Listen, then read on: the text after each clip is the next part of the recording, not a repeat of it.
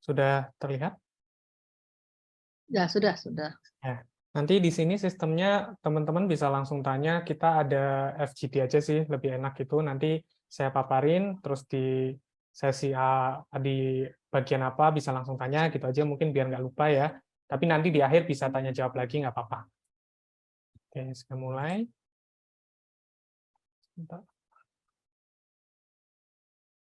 Oke.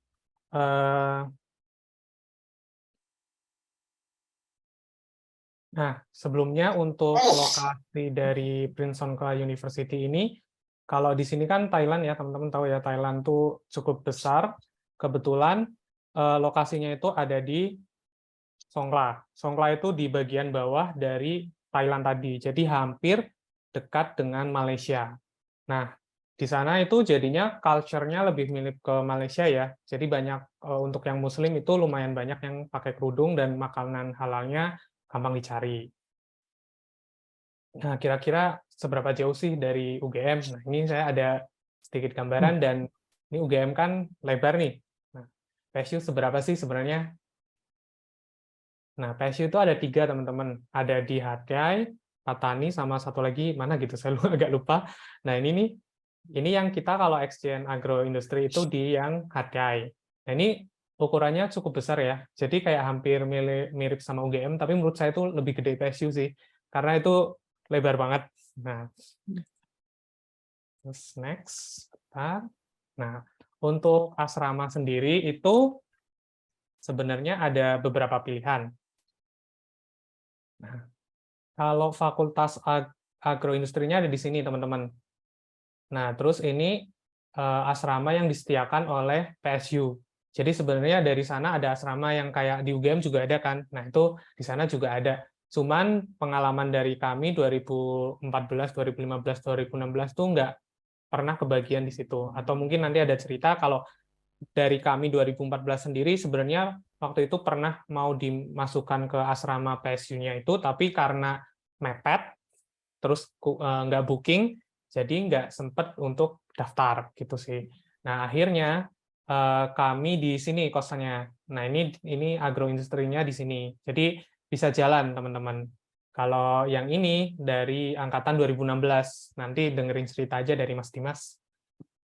Nah, ini dekat danau kalau yang di PSU asramanya. Terus ini asramanya dari 2014 sama 2015. Mungkin Laura sama Sulhan bisa sharing pengalamannya kos di kos yang ini.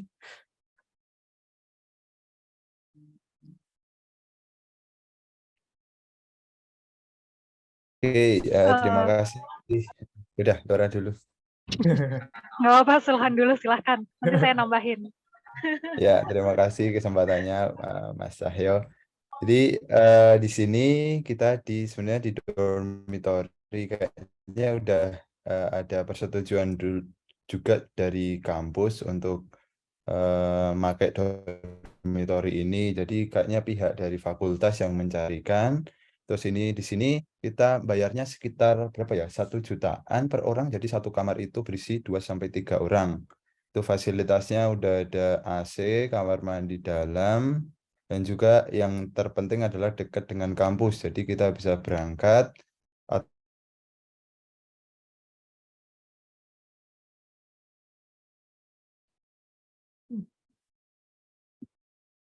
Halo. Kalau fasilitas lain, oh ini dekat dengan ini night market. Sri Trang. Sri Trang, ya. Mungkin orang bisa nambahin. Oh ya, baik. Ya, seperti sudah dikatakan sama Mas Sulhan, lokasi ini waktu itu kami dicarikan oleh pihak kampus dan langsung diantarkan ke sini. Kalau dari kosan ke kampus sekitar ya jalan kaki 5 menit.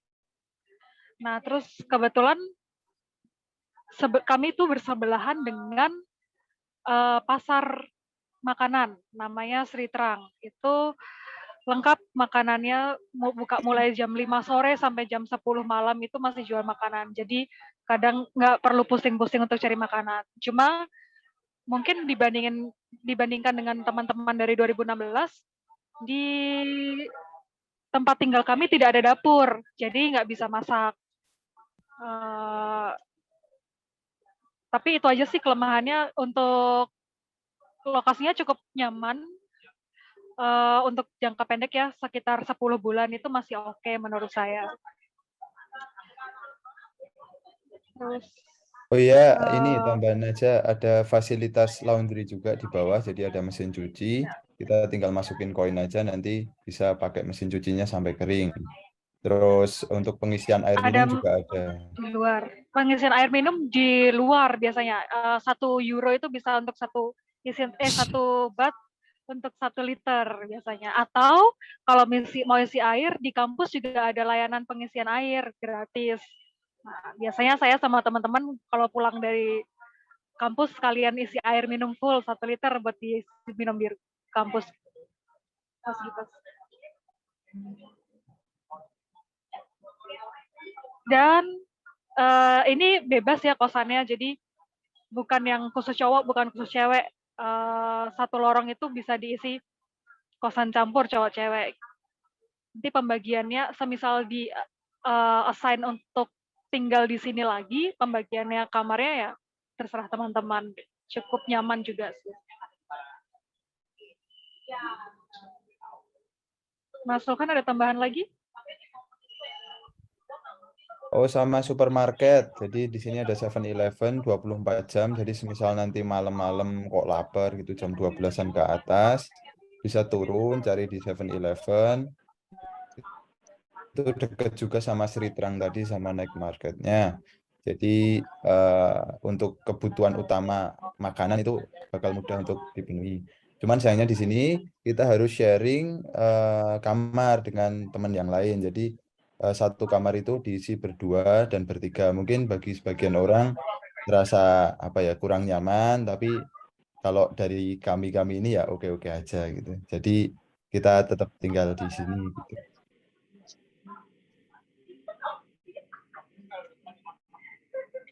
Ya, kebetulan saya kebagian 1 kamar yang bertiga waktu itu.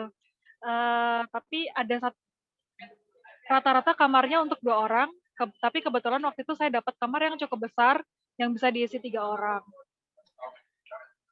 Ya, balik lagi sih ke teman-teman. Mungkin nanti kalau misalnya ada opsi untuk request ruangan kamar, nanti mungkin bisa ditanyakan ke Bu Tias atau Pak Nur, apakah memungkinkan.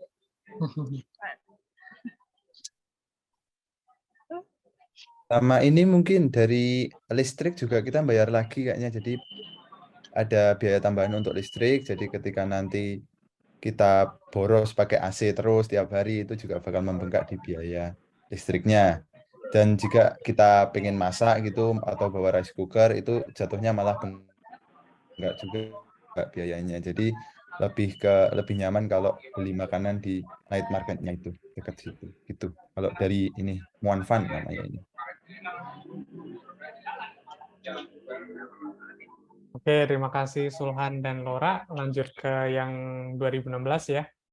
Bahkan untuk Dimas sama Kemal bisa sharing-sharing. Jadi untuk 2016 kan ini kebetulan kita ber-14 yang berangkat. Nah, di situ tuh ada, ya ini yang ada di foto ini manusia yang tinggal di rumah gitu. Karena kan ganjil ya orang-orangnya. Dan bisa dilihat kan orang-orangnya agak besar-besar gitu.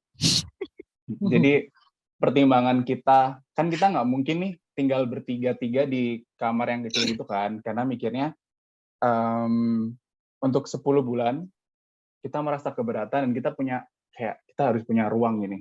Karena mau gimana ya, kalau di apartemen kan bergeraknya juga di situ-situ aja nih. Nah, makanya di sini ada perwakilan dari Kemal, dia sebelumnya sempat di Muan Fun, terus habis itu pindah ke apartemen yang lain. Dan juga untuk berenam ini kita mutusin buat tinggal di rumah ini. Tapi pada awalnya, semua angkatan 16 tuh tinggal di sini awalnya, karena di sini ada 3 lantai. Dan kebetulan karena akhirnya yang deal untuk tinggal di rumah cuma kita berenam, kita ambil yang lantai paling atas. Nah, kalau di total itu tuh per orang kalau yang tinggal di rumah ini itu sekitar 1.250.000. Nah, tapi itu tuh udah kita udah full AC, kita udah dapet TV, WiFi, kulkas, microwave, terus dari yang punya rumah juga dia ngasih kayak water. Jadi kan kalau di Thailand itu airnya kan nggak bisa langsung diminum nih. Nah, kita dibeliin kayak water, kayak alat itu yang bisa langsung diminum gitu airnya. Terus buat di sini juga kita ada water heater juga, dan kalau dihitung-hitung, kalau di-sharing dengan teman-teman yang di apartemen, jatuhnya di sini untuk harga listrik itu tuh lebih murah karena kita di 50 baht per kWh kalau nggak salah. Terus juga buat airnya di sini 100 baht per orang hitungannya kayak gitu. Jadi dibagi berenam itu totalnya di 1.250 itu. Tapi kekurangannya kalau tinggal di sini pembayarannya kan kita based on kurs baht ke rupiah ya. Jadi bisa aja ketika kurs baht lagi naik ya bisa lebih dari ya paling mentok 1,5 lah. Tapi waktu itu kita juga sempat kayak cuma bayar di 1.100.000 per orang kayak gitu. Tapi dengan catatan ya itu tadi, karena manusia-manusia yang tinggal di sini tuh nggak betah panas gitu, jadi AC di 3 tempat itu nyala kayak gitu. Jadi kita lebih kayak ya kita mikir kita sih karena kita udah berjanji kan, kalau yang tinggal di sini itu kayak ya udah kita nggak usah yang kayak ngirit kayak gimana karena takutnya nanti mental kita harus tetap dijaga gitu. Karena kalau udah masuk project, nanti setiap orang akan memiliki dramanya masing-masing kayak gitu sih. Dan untungnya dengan kita berenam ada milih tinggal di rumah ini, itu tuh dari teman-teman yang di apartemen juga kita sering kayak makan bareng di sini, masak-masak bareng kayak gitu. Terus nonton Netflix bareng karena ada TV-nya juga di ruangan ini yang ada di kursi ini, kita bareng-bareng di sini. Kalau dari Kemal mungkin ada tambahan? Thank you, Dims. Jadi kalau untuk angkatan 2016 sendiri, tempat tinggalnya itu cukup beda dibandingkan angkatan 2014 sama 2015. Untuk teman-teman lihat kan tadi angkatan 2014 dan 2015 itu tinggalnya bersama, tapi untuk angkatan tahun 2016 ini kita dipecah jadi 2 kelompok. Untuk kelompokku, concern kita kenapa kita nggak mau ikut ke tempatnya Dimas, karena it is quite far from the campus. Kalau misalkan di tempat kita itu kurang lebih kalau ke fakultas sekitar 400-500 meter. Jadi bedanya angkatanku dan 2014-2015, if I'm not mistaken, kalau 2014 dan 2015 itu ketika exchange ke PSU cuma 1 semester. Kalau angkatanku 2 semester. Nah, awalnya di 3 bulan pertama, untuk kelompokku emang tinggal di tempat yang sama dengan angkatan 2014 dan 2015. But karena ada beberapa faktor, akhirnya kita decided to search for another place to live. Jadi kita dapat apartemen yang diinfoin Dimas tadi. Apa bedanya? Kalau untuk apartemen yang kita cari kemarin, itu dia lebih private. Jadi untuk masuknya ada akses card-nya dan ada lift-nya juga. Kalau untuk price-nya, itu kurang lebih cukup similar sama yang angkatan sebelumnya. Satu kamar yang AC itu sekitar 4.000 baht per kamar. Yang non-AC sekitar 3.600. Untuk laundry-nya, untuk satu batch itu bisa 20 baht, jadi tinggal masukin koin aja. Terus kalau misalkan mau cari minum, bisa isi ulang, kurang lebih kalau misalkan kita mau isi air ulang pakai galon sekitar dengan volume 10 liter, itu kita bisa ngefullinnya dengan 5 baht doang. Gitu. Oh, bedanya sama angkatan sebelumnya itu sebenarnya cukup dekat tempatnya, jadi cuman jaraknya beda 100 meter doang. Tapi kita lebih dekat ke Street Rang Market. Jadi Street Rang Market itu tempat berkumpulnya banyak food court, di situ banyak pilihan makanan, jaraknya cuman sekitar 150 sampai 200 meter doang. Gitu sih. Next, Mas Cahyo. Terus aku mau nambahin aja, mungkin ya boleh tuh. buat tinggal di sini, yang tinggal di rumah ini itu kita nggak perlu mikir harus beli air, harus laundry di luar, kayak gitu-gitu sih. Dan juga dari yang punya rumah ini kayak cukup open gitu, jadi di setiap 2 bulan sekali kalau nggak salah kita diundang makan gitu sih, bareng sama yang ownernya si Piseng. Terus juga buat di sini mereka juga ngasih kayak setiap 2 bulan mereka akan ganti bed cover dan lain-lain kayak gitu. Jadi mereka juga bantu ngebersihin gitu setiap 2 bulan kayak gitu. Dan ini juga pintunya itu pakai password, dan buat masuk ke gerbangnya itu kita dikasih kunci gerbang masing-masing gitu per orang. Oke, terima kasih Dimas dan Kemal. Kita lanjut ya. Nah, tadi kan udah bilang nih tentang makanan. Nah, ini nih ada sedikit gambaran sih. Ada beberapa yang emang di sana sering banget ada, yaitu Net Market. Terus ada ini Tesco Lotus tuh kayak supermarketnya. Kalau 7-Eleven-nya tuh kayak Indomaret, Alfamart lah, versi Indonesia. Nah, ini letaknya di mana aja. Nah, kebetulan ini fakultasnya di sini, teman-teman. Terus tadi kos-kosannya di sini. Tadi yang sempat mention Mbak Lora sama Sulhan dan Kemal itu Street Trunk, ini di bawah sini. Terus di sini sebelahan sama 7-Eleven. Terus kadang juga di dalam kampus itu ada market, tapi itu cuma weekly. Ini di sini ada, terus di dalam kampus juga itu di Perpus, ini daerah Perpus, itu ada 7-Eleven. Jadi kayak ada Indomaret di dalam kampus. Terus di sini belakang ini kayak food court-nya punya student. Jadi kalau di UGM dulu gelanggang ya. Mungkin sekarang udah nggak ada gelanggang. Kalau dulu gelanggang tempat makanan. Di situ juga ada 7-Eleven. Terus di sini dekat hospital itu ada Tesco Lotus. Itu yang tadi supermarket. Kalau yang Dimas sama Dimas tadi kalau nggak salah Ya, maksudnya itu dekat sini ya. deket ke sekolah terus di Nah, masuk gang jalan situ banyak jualan ya. makan juga sih. Di sini, terus kalau ke yang 2014, 15 sama tadi Kemal sebagian 2016 di dekat sini. Nah, mungkin Dimas mau cerita, kan ini agak jauh ya, sempat beli motor juga atau gimana untuk kendaraan ke kampus? Jadi buat kita berenam kita sempat beli motor gitu 3, terus saya lupa harganya berapa, tapi nggak mahal kok. Jadi di dekat si Ceritang situ nanti di belakang situ, di dekat yang anak-anak apartemen di situ ada kayak jual beli motor gitu. Jadi kita beli motor bekas nanti dijualnya ke situ lagi. Jadi nanti kalau nggak salah itu per orang 12.000 apa ya? 12.000 satu motor. Terus habis itu nanti dijualnya itu dapat 10.000 kalau nggak salah. Jadi kayak rugi 2.000 gitu. Jadi karena kan ini bisa dibilang Kemal kan aksesnya cukup jauh ya kalau yang tinggal di rumah kan. Jadi kita memilih mobilitasnya pakai motor itu sih.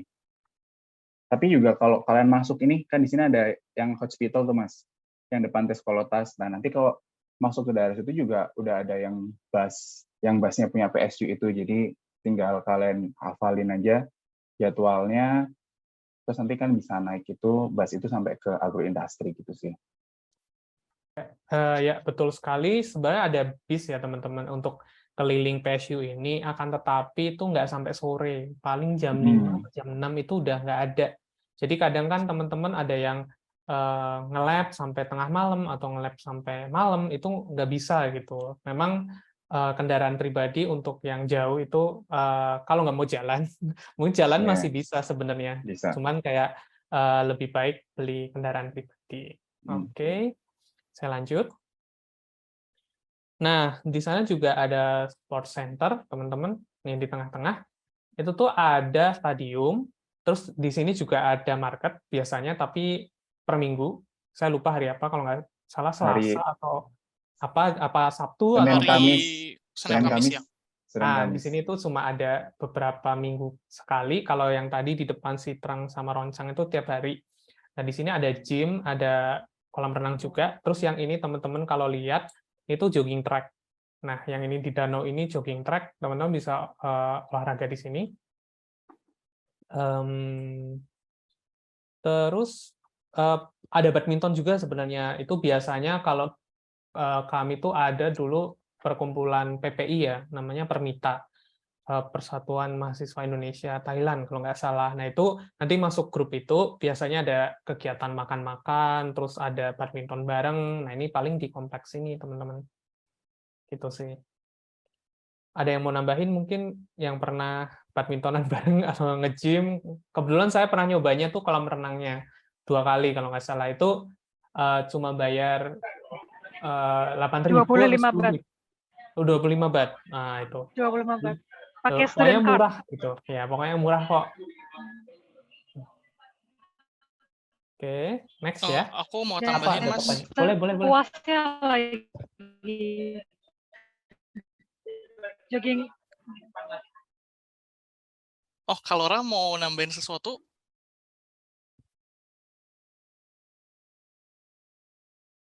Lanjutin kan? Enggak, silakan Kemal. Oke, sorry. Jadi kalau misalkan teman-teman mau estimasi jaraknya nih dari penginapan kakak-kakak sebelumnya ke contohnya ke PSU Sport Complex itu kalau di jarak jalan kaki sekitar 1,5 kilo.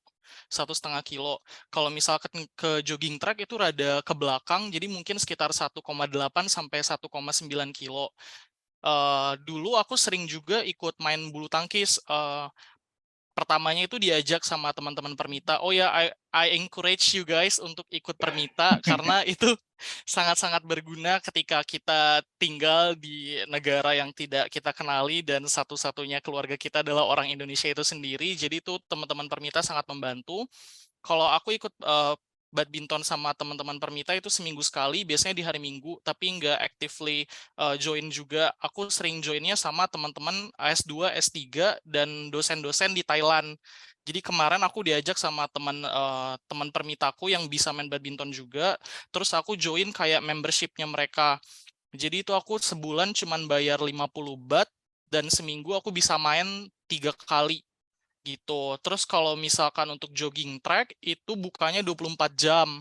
Tapi kalau misalkan udah jam 8 malam ke atas itu udah sepi. Jadi teman-teman yang mau jogging atau stress release, mau me time itu bisa banget untuk lari-lari jogging track di atas jam 8 karena sebenarnya lampunya juga cukup terang tapi emang sepi gitu sih. Oke, terima kasih Kemal dan Laura. Kita lanjut ya. Nah, untuk apa sih yang dipersiapkan nih teman-teman, mau sharing nggak nih untuk persiapan sebelum keberangkatan di lain selain visa dan lain-lain gitu. Mungkin ada yang perlu dibawa. Kalau dari saya pribadi itu dulu saya nggak bawa obat-obatan. Nah, kebetulan di sana saya tuh punya mah. Nah, pernah kambuh dan apa ya, bahasa Inggrisnya orang sana tuh cukup terbatas. Jadi bingung gitu loh. Jadi kayak saya memperagakan aja gitu. Oh, saya sakit ini, terus saya liatin Google ini gitu. Ya gitu sih. Menurut aku yang penting itu obat pribadi. Waktu itu aku nggak bawa. Mungkin dari teman-teman yang lain ada yang perlu dibawa atau dipersiapkan, bisa sharing. Mungkin perlu bawa jas lab karena ada beberapa mata kuliah itu nanti kita ada praktikum juga di sana. Itu perlu pakai jas lab itu sih. Kalau barang yang dibawa ya. Terus apa ya? Menurutku sih jangan terlalu banyak bawa barang sih dari Indonesia gitu sih. Karena ya ada kemungkinan nggak kepake atau malah ya kan akan lebih murah beli di sana gitu. Kayak gitu. Tapi mungkin kalau kayak ya gimana Mbak Laura? Masuk ya, sorry. Oke. Dimas, diselesain dulu Dimas, ntar aku tambahin. Oh enggak, itu aja sih. Karena tapi ya itu tadi kayak keperluan pribadi kayak shampoo, terus deodoran gitu-gitu. Kalau kan orang-orang yang benar-benar concern kayak gitu-gitu, di sana agak lebih mahal gitu sih. Itu aja. Aku mau nambahin tentang bank sih. Jadi waktu itu angkatan kami kebetulan bank yang bisa apa ya? Kalau misal kita punya tabungan rupiah terus withdraw-nya dalam bentuk baht sekaligus gitu, waktu itu kan pakai CIMB. Sebenarnya ada bank di Thailand yang bisa withdraw langsung tanpa, maksudnya umum ya, bank umum yang bisa withdraw dengan kartu apapun, cuma waktu itu charge-nya gede banget. Jadi waktu itu kami memutuskan untuk masing-masing buka akun bank CIMB. Dan CIMB juga ada di Thailand, jadi lebih praktis dan lebih hemat gitu. Saya kurang tahu kalau mungkin Mas Cahyo sama angkatannya Dimas punya pengalaman lain tentang itu. Kalau angkatan 16 sudah membuktikan CIMB itu ya, tapi kayak ternyata susah buat menemukan CIMB-nya. Jadi kalau aku sih lebih pakai Genius sih kemarin teman-teman aku. Tapi juga kita kayak gini. Jadi karena kan charge-nya tuh kalau nggak salah 25.000 apa berapa ratus ribu gitu kan sekali narik. Jadi biar nggak kepotong terlalu, setiap orang nggak terlalu banyak kepotong, kalian bisa janjian nih. Jadi biasanya kalau ada yang mau ambil uang itu kita ngomongin bareng, kayak ada yang mau ambil uang nggak, berapa kita transfer ke satu orang, nanti charge-nya dibayar bareng kayak gitu sih. lebih ke situ. Mungkin aku mau nambahin terkait apa ya, mungkin manage keuangannya ya. Jadi sebenarnya sih kebetulan saat ini aku sedang di Thailand juga. Kebetulan lagi lanjut studi. Jadi kurang lebih apa namanya, kalau untuk secara keuangan emang sebenarnya lebih enak kalau yang untuk sekarang ya, itu lebih enak nanti teman-teman buka account di sini. Jadi mendingan sekalian buka account karena di sini tuh sekarang mungkin sistemnya udah hampir kayak di Indonesia. Jadi yang kayak dikit-dikit scan gitu. Jadi cashless gitu. Nah, itu mungkin nanti akan lebih gampang. Terus juga secara dapat dananya pun dari fakultas juga kan BAT juga. Nah, itu bisa dimasukin aja ke bank account, terus habis itu nanti bisa pakai sistem scan itu aja. Mobile banking juga di sini aman-aman aja. Terus tapi kalau emang misalnya perlu apa namanya, perlu perlu tukar uang gitu dari rupiah sama dari rupiah ke baht, itu biasanya tuh kalau aku ngakalinnya biasanya teman-teman Permita atau nanti mungkin aku ada kenalan itu bisa bantu untuk transferin, jadi untuk tukerin uang dari rupiah ke baht. Nah itu kursnya juga ngikutin kayak money changer gitu, jadi nggak perlu tarik tunai di ATM dan kena charge, karena charge-nya tuh lumayan. Per sekali tarik itu 250 baht atau sekitar 80.000 sampai 100.000. Itu charge-nya. Jadi mungkin itu juga bisa jadi opsi. Nanti mungkin bisa lihat kalau kondisinya di Songkla sekarang gimana, apakah memungkinkan buka bank account, tapi sebenarnya bank account itu convenience banget. Terus mungkin nambahin Mbak Riri, ID card nanti teman-teman dari PSU itu connect ke SCB kalau nggak salah, salah satu bank di Thailand. Jadi itu juga bisa dipakai buat transaksi gitu sih, buat student card-nya. Oke, terima kasih. Kita lanjut ya. Oke, nah ini dari foto angkatan 2015 sama 2016. Kebetulan 2014 fotonya banyak yang hilang. Jadi saya minta anak 15 dan 16 yang sharing-sharing foto. Ini kurang lebih di sana kayak gini fakultasnya, di depan fakultas ya, ini kayak gini di dalam ruangannya. Kalau ini di konsulat, ini di kos-kosan di Mas ini. Itu lagi ulang tahunnya Kemal. Nah, Ya mungkin itu terus, penting buat teman-teman, kayak ingat oke. ulang tahun teman-temannya itu karena sangat ini sih, sekali kayak men-encourage gitu. Oke, Oh, untuk keluarga, bonding ya, Tim ya. ya untuk bonding kayak gitu sih. Oke. Nah, ini kebetulan di fakultas itu ada 3 jurusan, yaitu Food Technology, Industrial Biotechnology, sama Material Product Technology. Terus, oke, bentar. Nah, jadi di sana kalau angkatan kami 2014 itu cuma 5 bulan. Jadi di sana kami sempat ikut praktikum, ikut kuliah, dan yang utama melakukan research. Tapi untuk angkatan 15 dan 2016 itu kebetulan mereka 2 semester. Nah, itu mereka lebih intens lagi ikut kuliah, ikut field trip, ikut ya seringlah kegiatan fakultasnya itu banyak. Nah, ini mungkin Dimas bisa cerita ini lagi ngapain? Jadi seingat aku kalau nggak salah di angkatan 16 itu kita wajib ambil 15 SKS apa 12 SKS gitu ya, Kem? Iya, 12 sampai 15. Ya, nanti di situ ada, jadi biasanya tiap tahunnya mungkin beda ya yang ditawarin. Waktu itu ada advanced processing, fermentation, nutritional functional, kayak APHP gitu. Terus habis itu ada packaging juga, dan masing-masing itu ada praktikumnya. Nah, ini yang di atas nih, ini kita lagi, itu salah satu praktikum di teknologi fermentasi, kayak gitu. Nah, di sana itu menurut aku sih worth it banget buat diambil, karena kita ada praktikum bikin kimchi, bikin wine, terus nemkai, fermented sausage, jadi kayak traditional cuisine Thailand gitu. Terus kita juga ada mainan kayak intinya berhubungan dengan bakteri gitu-gitulah. Nah, tapi nanti hasil dari praktikumnya itu kita bisa makan-makan bareng. Nah, kalau yang di sebelah kanan itu waktu aku ambil advanced processing. Jadi ada kayak dia kayak lebih ke satop gitu. Nah, di situ lagi membran praktikum, jadi kita kayak praktikum membran, terus yang di sebelah kiri itu juga yang di bawah. Nah, itu aku juga dari advanced processing itu kita ke PSU yang di Patani. Jadi tadi nambahin Mas Cahyo, PSU itu ada 4 kampus, Patani, Nakhon Sitamarat, Songkhla, sama Phuket.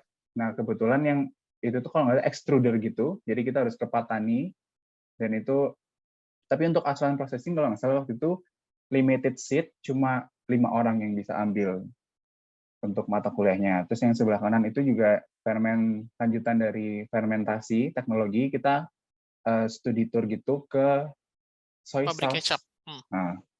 Pabrik kecap. Jadi kayak masih tradisional soy sauce gitu sih di sana. Nah, itu juga. Nah, terus ada lagi nih, kalau yang fermentasi itu nanti kita akan sharing kelasnya bareng anak S1 yang ambil fokus di bioteknologi.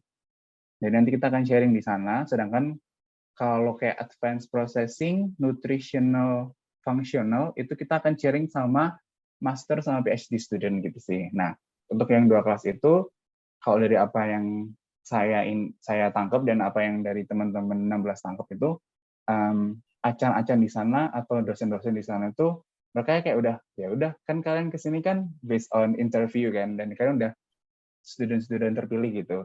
Jadi mereka tidak akan membedakan kalian dengan master dan PhD gitu sih. Mereka kan benar-benar men-treat kalian sebagai master dan PhD gitu. Dari Mungkin Kemal ada mau tambahan? nambahin, tapi kayak kind of out of topic terkait pakaiannya. Mungkin teman-teman rada bertanya-tanya nih, pakaian selama perkuliahan tuh kayak gimana. Sebenarnya kalau misalkan di sana untuk perihal pakaian itu kita dibebasin.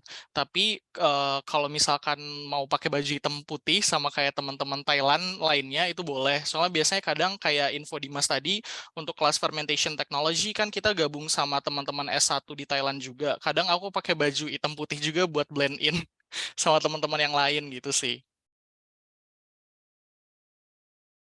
Ya. Terus juga kalau di kita sih sebagian besar yang di semester pertama itu kita fokus kuliah, sama nanti ada sempro, bener ya? Iya. Seminar proposal gitu. Dari nanti mungkin di terakhir ada Mas Cahyo men-share yang proyeknya masing-masing. Itu sih, itu baru yang di semester 2 itu kita fokus di proyek, sama ada di awal tuh kayak seminar gitu. Jadi kayak teman-teman di kampus kan ada yang seminar in English, itu dari mereka ada juga. Tapi bedanya mungkin kalau di Thailand yang di PSU itu kita harus mengcombine 5 paper dijadikan ke satu topik yang sesuai dengan proyek kalian. Oke, terima kasih Dimas Kemal. Kita lanjut ya. Nah, sebagai tambahan, benar di sana kalau pengalaman kami 2014 itu bareng kelasnya itu malah anak master. Jadi tergantung jurusan ya. Nah, ini kalau dari kami 2014 tuh kebetulan banyak yang ambil packaging. Nah, ini lagi praktikum packaging. Nah, ini lagi ngukurin apa ya, botol tutupnya. Terus ini lagi ngukurin tebelnya film. Jadi lagi bikin film, terus ini kita cek tensile strength kalau nggak salah dari nilon. Jadi menurut aku pribadi di sana tuh packagingnya maju banget. Jadi alat-alatnya baru-baru, terus kadang yang nggak kayak belum dapat di UGM, terus di sana tuh kayak wah ini sesuatu yang baru. Untuk packaging tuh benar-benar mereka nganggap kita tuh udah paham packaging, padahal pas ke situ tuh nol banget, soalnya mereka advance banget packagingnya gitu sih. Terus nambahin mungkin yang packaging, mungkin kalau kalian nanti ambil project yang relate dengan packaging itu sangat help a lot. Tapi kalau kayak buat aku yang ambil produk dan mencoba untuk packaging itu mungkin terlalu susah ya, kayak better ambil yang lain gitu sih. Jadi sebelum ambil itu kalian harus pasti ini di project kalian itu kan aslinya butuh ilmu di mana. Nah, kalau kayak di project aku tuh aku lebih dapat bantuan tuh ketika ngambil yang di advanced processing kayak gitu. Ya, itu kembali lagi ke tujuan masing-masing dan pengalaman yang ingin dapatkan. Kalau kebetulan saya tertarik sama packaging dan penelitiannya tentang biodegradable packaging. Nah, itu kan kayak di Indonesia masih limited, terus wah menarik nih gitu. Kalau saya pribadi itu sih alasannya. Kita next. Nah, kalau di sana ya belajarnya gini teman-teman. Kalau mau ujian, diskusi bareng, terus juga kan pakai apa ya, pengantarnya pakai bahasa Inggris karena kebanyakan bareng master kalau angkatan 2014 gitu sih. Jadi nggak usah khawatir, teman-teman kan bareng-bareng, jadi nanti belajar bareng. Terus perpustakaannya itu kalau pas lagi ujian itu buka 24 jam kalau nggak salah. Kalau pas ujian Cuma aja. sampai jam 12 malam aja, Mas. Oh, sampai jam 12 ya.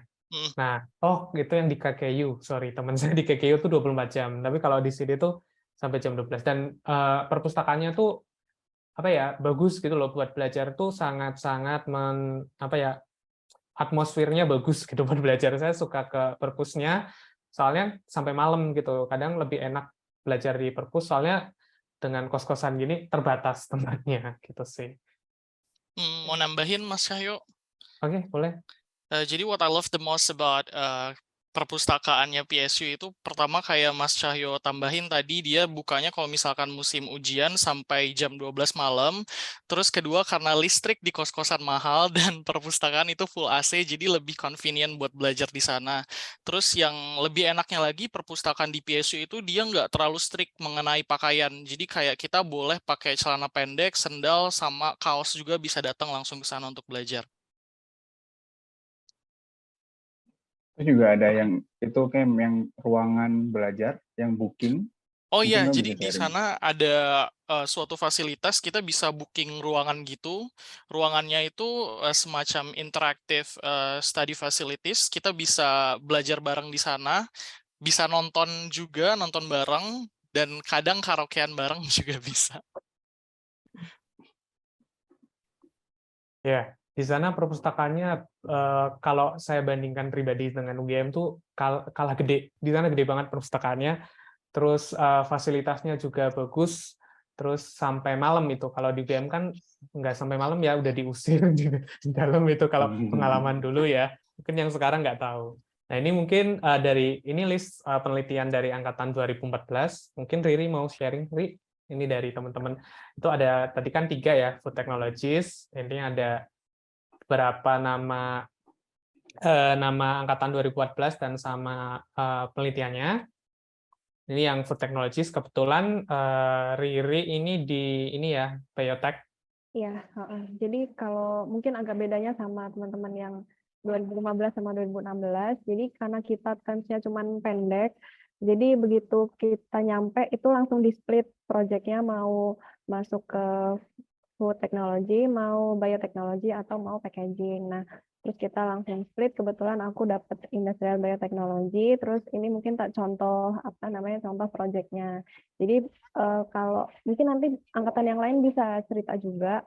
Cuman kalau yang waktu dulu itu karena langsung di split, jadi langsung cari dosen target. Jadi nanti tuh project-nya tuh mau sama siapa.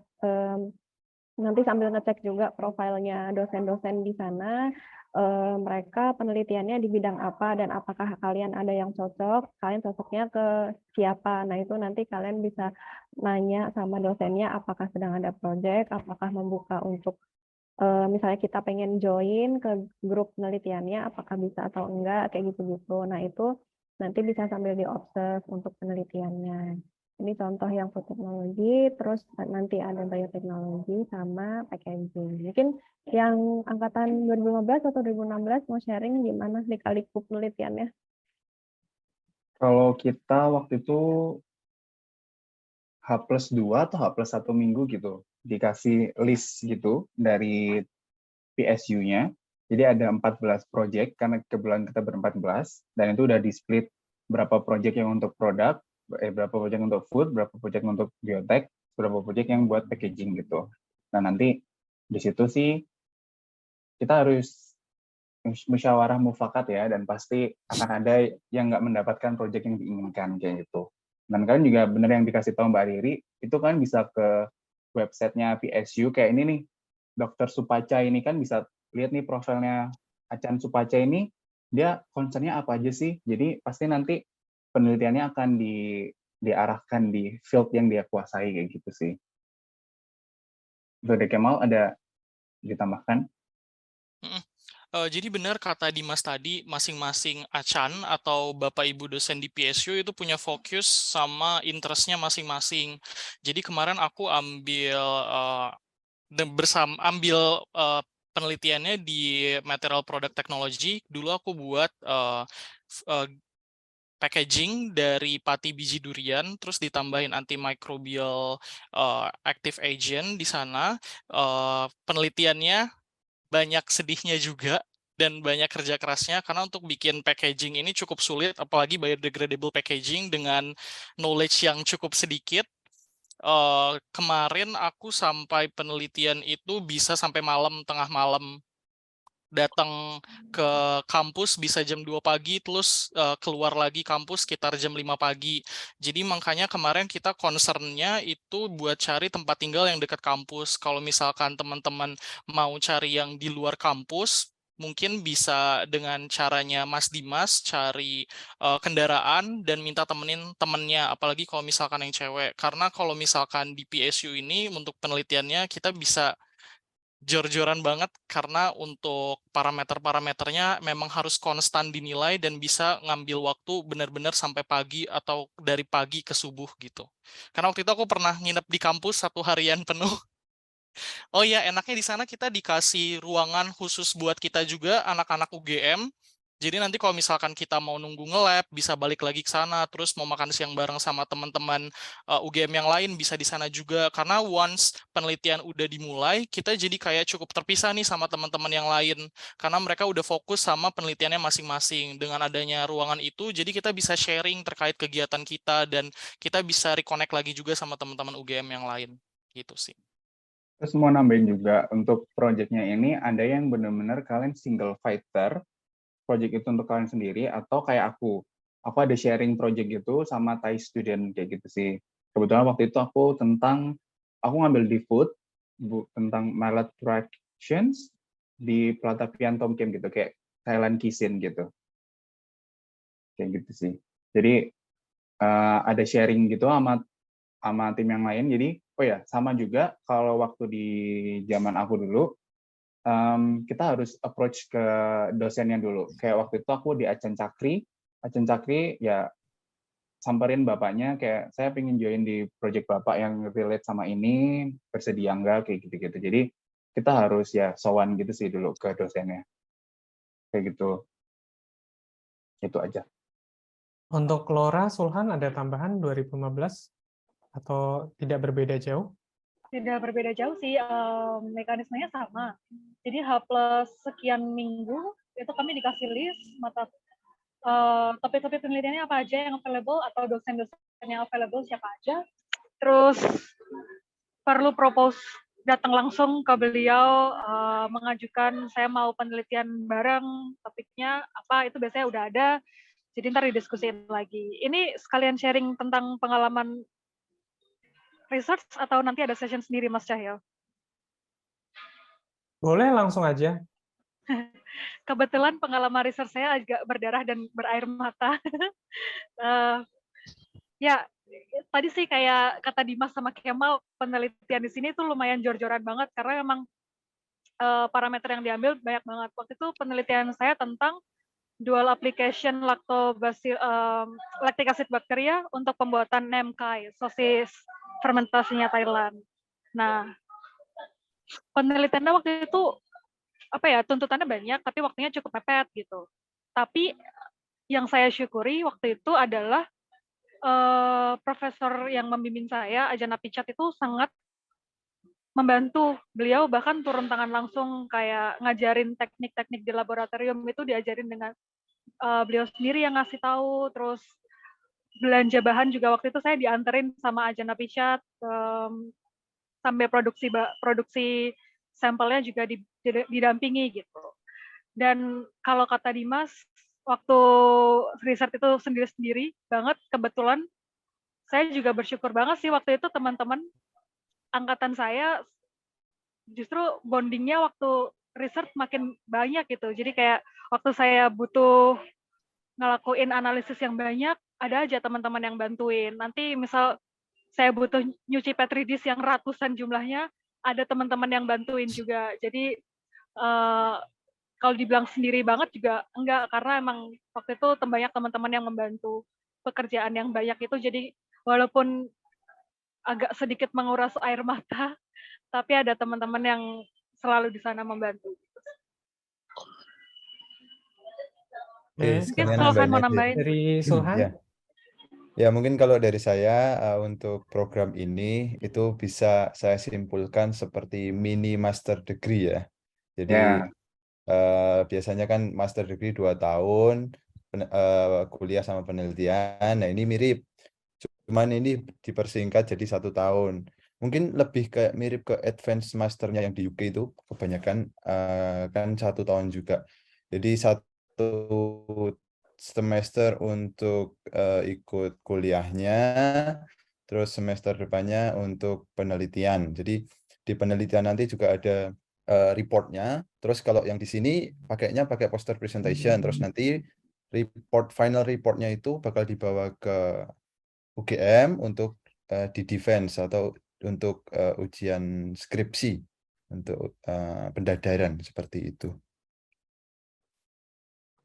Oke, terima kasih. Jadi memang dari angkatan 2015 dan 2016 itu banyak cerita dan memang cerita masing-masing angkatan berbeda-beda. Kalau angkatan 2014 juga saya pribadi kan di material product technology itu struggle-nya di awal, jadi saat bikin material untuk diuji, tapi pas udah pengujian itu cepat banget. Jadi susahnya itu pas bikin sampel. Nah, terus kalau yang tadi juga kata Laura, dulu kita bantuin Riri ya, di lab sampai jam 4 pagi ya, Ri. Karena Riri itu bioteknologi, terus nge-lab sendiri, cewek-cewek gitu kan, kayak oh ya udahlah kita satu kos-kosan kan dulu, jadi kita bantuin Riri gitu kayak sambil walaupun duduk-duduk ya Riri cuma nemenin gitu, tapi kayak at least biar ada suasana orangnya gitu. Itu sampai jam 4 pagi kita baru pulang. Terus di sana itu lab-nya itu benar tadi jor-joran, jadi kita dikasih kunci teman-teman. Kita kayak benar-benar dikasih tanggung jawab gitu. Jadi mereka percaya sama kita, terus kita dikasih kunci, diduplikatin, terus diajarin di awal plating itu kadang sama dosennya, terus saya juga diajarin bikin materialnya sama dosennya langsung, terus habis itu baru diterusin sendiri. Gitu sih. Saya lanjut ya. Oh, Mas Yahyo, ngapunten ada satu poin Ya. mungkin bisa sebagai tips buat teman-teman sekalian yang mau ke PSU terkait pemilihan topik. Jadi kan tadi udah disampaikan sama Mas-Mas dan Mbaknya kalau misalkan kita udah langsung bisa milih dosennya dan dosennya ada interest dan fokusnya di topik yang masing-masing.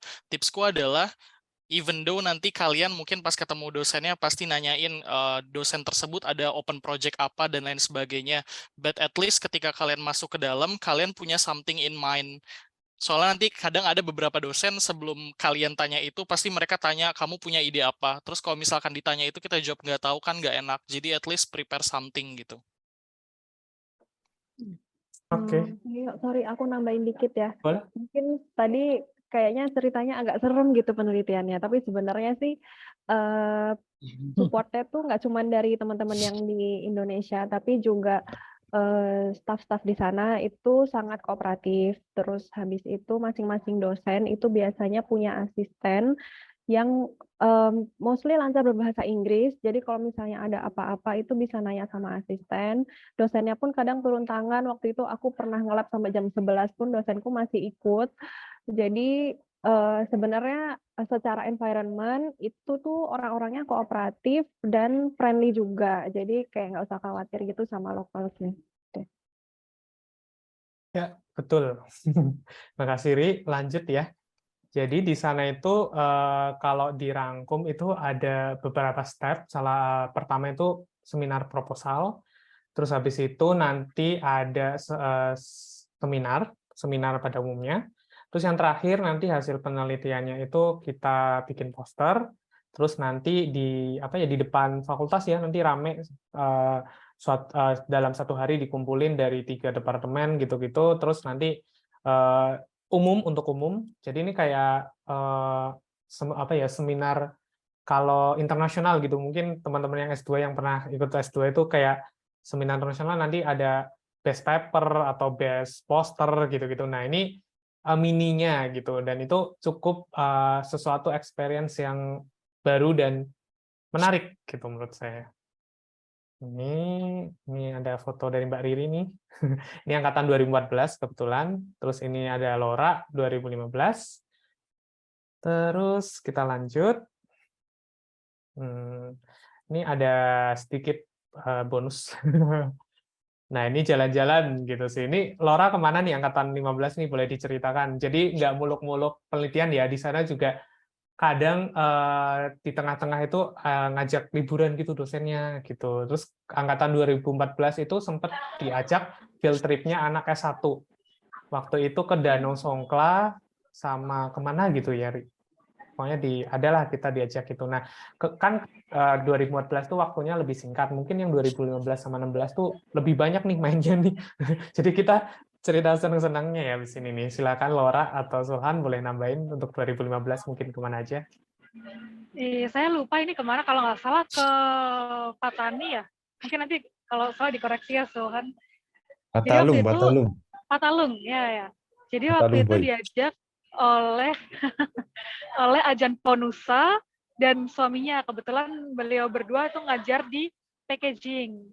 Waktu itu packaging bukan mata kuliah pilihan, itu kami wajib ambil packaging material. Nah, terus kami diajak jalan-jalan ke Patalung, rafting, terus habis itu diajak keliling danau pakai boat, sama kulineran, wisata kuliner, sama ke pantai juga. Waktu itu lumayan ini sih menyenangkan, karena waktu itu kan habis ujian, terus sebelum mulai laboratorium riset-riset, terus refreshing sebentar jalan-jalan. Ya, tambahan lagi ya. Mungkin biasanya kan kita kan main cuma sama anak-anak exchange semua. Jadi kalau saya lebih sering keluar, jadi ketemu anak exchange lain, contohnya dari UIN, exchange dari Universitas Pancasila, terus ada juga dari itu di Permita itu kita juga sering ngadain field trip ataupun jalan-jalan. Contohnya biasanya ke Songkla, ke Konsulat RI. Terus selain itu jalan-jalan juga bisa kalian dapetin lewat ISA, ikut ISA atau International Student Association di PSU. Terus sampai juga saya ikut itu ke Phuket itu cuma bayar 500 baht kalau nggak salah, itu 3 hari 2 malam pakai bis bareng-bareng gitu. Jadi itu salah satu cara untuk jalan-jalan di Thailand. Tapi ya itu antar provinsi aja gitu. Oke, lanjut. Ini ada dari 2016. Oh, ini ada Songkran, teman-teman. 2016 tidak menikmati Songkran waktu itu karena kebetulan ada COVID ya. Nah, ini kalau yang teman-teman lihat di drama Thailand atau apa, film-film Thailand itu kan yang sering banget diliatin tuh Songkran. Nah, itu benar-benar seru banget sih Songkran tuh, dan itu lagi panas-panasnya, terus kita main air, itu wah asik banget. Pengalaman yang apa ya, ini soalnya national holiday gitu, terus kayak beberapa hari gitu, 4 hari atau berapa, pokoknya cukup lama, iya kan? Ya liburnya tuh lama banget. Nah itu kayak wah ini bener-bener waktu buat rehab tuh. Oh ya, sebelum lupa, kalau untuk yang Muslim di sana kebetulan ada masjid, tapi masjidnya itu masjid yang dadakan gitu, dan kayak ada musola di sana, jadi nggak usah takut, di sana mudah untuk beribadah. Untuk yang Kristiani gimana, Laura? Bisa cerita ke gerejanya atau itunya gimana, susah atau apa tuh? Kalau yang Katolik itu gerejanya sekitar 4 atau 5 kilo dari kosan kami. Nah, ada misa bahasa Inggrisnya juga, itu biasanya, saya kurang tahu kalau jadwal sekarang ya, waktu itu misa bahasa Inggris itu setiap Sabtu sore. Terus kalau mau blend sama yang Thailand, ada bahasa Thailand Minggu pagi. Kalau untuk Kristen Protestan, kayaknya ada sendiri, itu lebih ke international community sih, jadi kebanyakan pakai bahasa Inggris. Oke, terima kasih Terus mau Lor. nambahin aja, karena kebetulan aku kan nyewa motor ya, aslinya di Songkla agak ke kota dikit itu ada kayak masjid besar gitu, di dekat pasar apa gitu. Nah di situ tuh ada kayak halal market gitu sih, sepanjang jalan itu tuh emang buat muslim gitu. Itu ada di tengah, agak ke tengah kota kalau nggak salah. Ya, jadi sebenarnya kalau Jumatan itu di tadi yang sport Di sport center center. itu ada, cuman kadang kayak tadi yang tiba-tiba libur seminggu, nah itu kan nggak ada, kita harus ke kota itu paling untuk Jumatan. Ini Dimas liburan anak 16 kemana aja nih? Boleh diceritakan? Sempat KKN juga ya katanya, KKN Ya, ala-ala PSU gitu. jadi kalau yang di tengah itu yang pakai baju biru itu kebetulan karena kita proyeknya lagi belum jalan dan bisa join teman-teman PSU, mereka tuh kayak ada KKN gitu. Jadi kita ke Songkla tapi di village banget gitu ya, Kem? Patalung. Oh, di Patalung ya, di deket Patalung gitu. Terus kita di situ dibagi sih ada kayak ngajar, ada yang renovasi gitu-gitu di situ. Nah, dari situ kebetulan saya kenal sama adik tingkat gitu, yang akhirnya kita berteman bareng. Itu akhirnya sempat liburan ke Krabi bareng kayak gitu. Ini yang di atas ini kita lagi di Krabi, Koh Island kalau nggak salah itu. Terus kalau yang satunya itu kayak di waterfall apa gitu deh. Itu di Krabi juga. Nah, selain itu juga saya sama Kemal sempat main di kayak air terjun juga gitu, itu di daerah Hatyai, Mas Yan. Itu juga karena kenal sama berteman sama si Sean itu. Jadi ada ini nih yang sebelah saya nih. Nah, ini nih Kuntai dia. Dia anak Thailand gitu. Ya nanti kalau kalian pengen kayak main-main kayak gini sih, ya berinteraksi aja lah sama anak Thailand kayak gitu sih. Iya, berteman dengan warlock tuh punya banyak benefitnya, guys. Jadi kayak kita bisa tahu destinasi-destinasi wisata yang nggak diketahui oleh orang-orang foreigner. Dan kemarin karena kita masuknya juga bareng orang Thailand, jadi tiket masuknya lebih murah ya, Dims ya. Ya, kalau nggak salah tuh orang lokal tuh 10 baht, tapi kalau foreigner itu di 200 apa 150 gitu. Iya, Gitu. Terus karena mungkin muka-muka kita kan masih sama kan ya, jadi ya diakalin masih sama kayak orang Thai gitu. Itu ya, juga terjadi di angkatan kita. Jadi ada orang Thai yang sering main ke lab saya, terus sering ngajakin kemana-mana. Kebetulan dia juga punya pom bensin di sana, jadi punya mobil juga untuk ngangkut kita, jadi sering diajak kemana-mana gitu. Gitu. Nambahin Itu aja, sorry. pembelajaran untuk next, mungkin bisa untuk yang pengen main, pengen apa bersosialisasilah dengan mahasiswa di sana karena kalian akan lama gitu di sana 2 semester gitu sih. Oke, saya lanjut ya. Nah, ini pasca. Jadi setelah selesai penelitian di sana, apa yang harus dilakukan dan segera dilakukan untuk kembali ke UGM? Kalau dari angkatan 2014 waktu itu sih sebenarnya udah punya timeline ya. Jadi timelinenya dari dosen karena kebetulan angkatan 2014 itu yang pertama kali exchange ke PSU. Jadi banyak banyak dapat bantuan dari dosen UGM juga perihal timeline. Jadi habis dari sana langsung ngapain kayak ngurus bebas lab kalau nggak salah, terus ngurus seminar ya, senhas ya, seminar hasil gitu-gitu itu dibikin bareng gitu. Tapi kalau mungkin angkatan 15 sama 16 ada tambahan atau Riri mungkin mau nambahin untuk angkatan 14 bisa? Ya, kurang lebih kayak gitu juga sih. Jadi pulang itu langsung udah diatur, MHAS kita bareng-bareng, satu session gitu.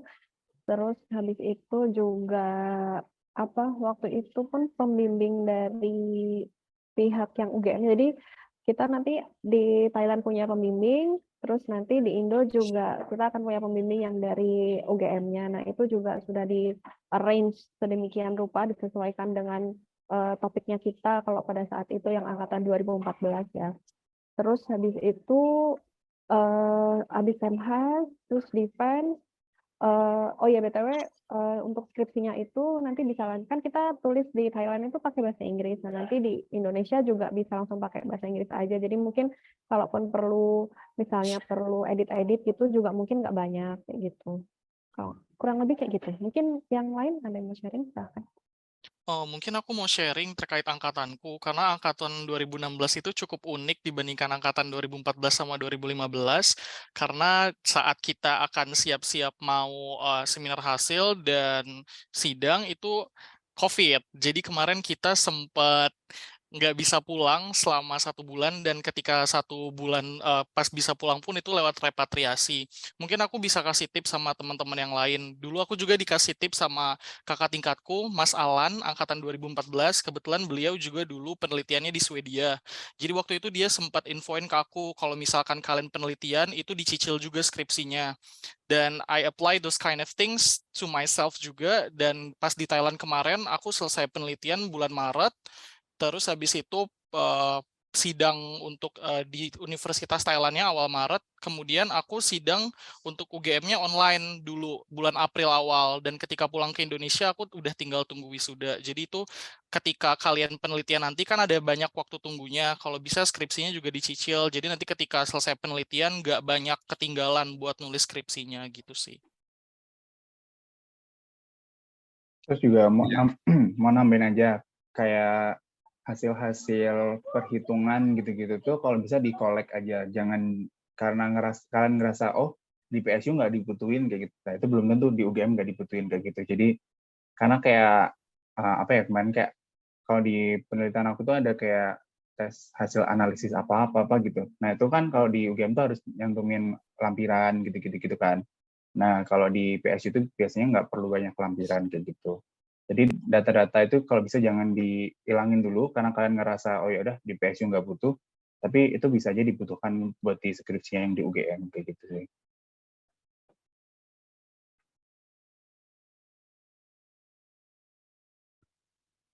Udah cukup atau yang lain, Laura, Sulhan?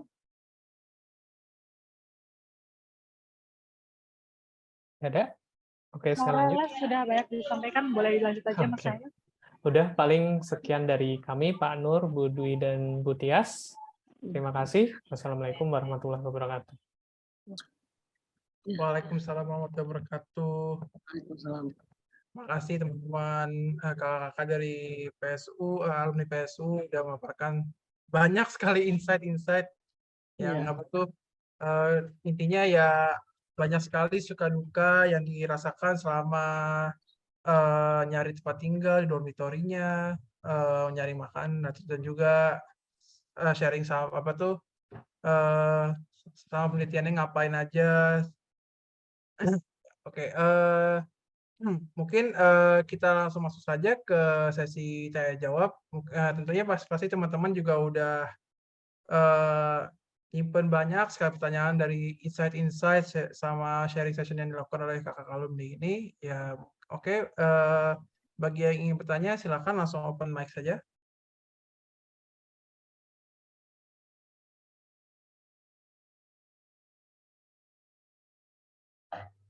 Permisi, mungkin saya mau izin tanya ya. Sebentar, nyalain kamera. Oke, permisi kakak-kakak, Bapak Ibu dosen semua. Mungkin saya mau izin tanya buat yang pertama kali. Mau izin tanya, jadi untuk ini bahasnya masuk ke living cost sih per bulan ya mungkin untuk di sana. Kira-kira untuk setiap student gitu, living cost-nya berapa ya? Karena kalau di deskripsi yang kami terima di informasi buat pendaftaran kemarin, kurang lebih katanya living cost-nya sama seperti di Jogja. Tapi mungkin saya mau lebih tahu lagi kira-kira ada approximately-nya berapa gitu. Itu aja sih, terima kasih.